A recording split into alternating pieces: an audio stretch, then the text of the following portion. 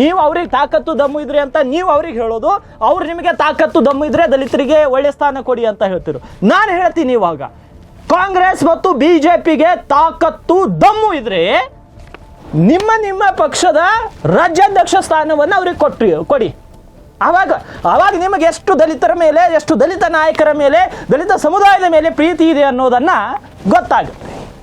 ಇಲ್ಲಿ ವಾಸ್ತವಾಂಶ ಮಾತ್ರ ಒಂದನ್ನು ಅರ್ಥ ಮಾಡ್ಕೊಳ್ಬೇಕು, ಈ ರಾಜ್ಯದ ಜನರು, ಅದು ಕಾಂಗ್ರೆಸ್ ಇರಲಿ ಬಿಜೆಪಿ ಇರಲಿ, ಇವರಿಗಿರುವಂಥ ಹಿಡನ್ ಅಜೆಂಡಾ ಏನು? ನಾವು ಒಳ್ಳೆ ಸ್ಥಾನದಲ್ಲಿ ಇರಬೇಕಾದ್ರೆ ದಲಿತರ ಓಲೈಕೆ ಮಾಡಬೇಕು, ದಲಿತ ನಾಯಕರ ಓಲೈಕೆ ಮಾಡಬೇಕು. ದಲಿತರ ನಾಯಕರ ಓಲೈಕೆ ಮಾಡಿದಾಗ ಆಟೋಮೆಟಿಕ್ ಆಗಿ ನಾವು ದಲಿತರ ಪರವಿದ್ದೀವಿ, ಅವರ ಅಭ್ಯುತ್ಥಾನಕ್ಕಾಗಿ ನಾವು ಹೋರಾಟವನ್ನು ಮಾಡ್ತಿದ್ದೀವಿ, ಅವರ ಬೆಳವಣಿಗೆಗಾಗಿ ಶ್ರಮಿಸುತ್ತಿದ್ದೇವೆ ಅಂತ ಕೇವಲ ಜನರನ್ನ ಯಾಮಾರಿಸ್ಲಿಕ್ಕಾಗಿ ಈ ರೀತಿಯ ಟ್ವೀಟ್ಗಳನ್ನ ಮಾಡ್ತಾರೆ, ಈ ರೀತಿಯ ದೊಡ್ಡ ದೊಡ್ಡ ಭಾಷಣಗಳನ್ನು ಮಾಡ್ತಾರೆ ಹೊರತು ದಲಿತರಿಗೆ ನೈಜವಾಗಿ ಯಾವುದೇ ಸ್ಥಾನ ಕೊಡಲ್ಲ.